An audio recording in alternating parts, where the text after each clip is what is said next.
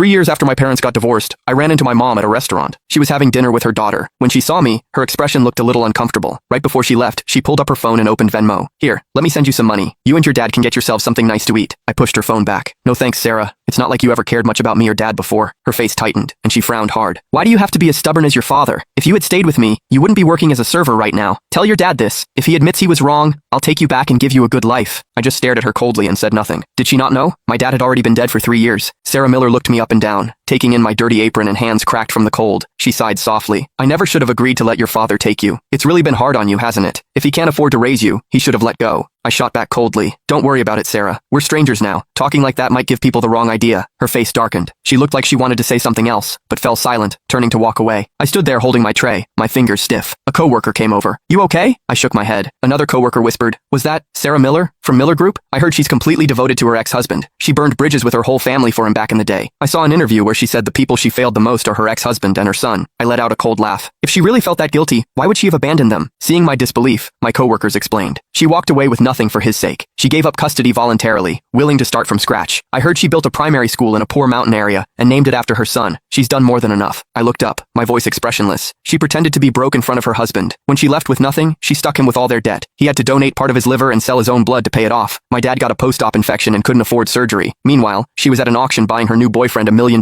watch. She wouldn't even pay for my dad's medical bills. And to protect some guy she was seeing, she hit me so hard she damaged my ear. I can't play the piano anymore because of her. Everyone went quiet. My coworker's eyes went wide.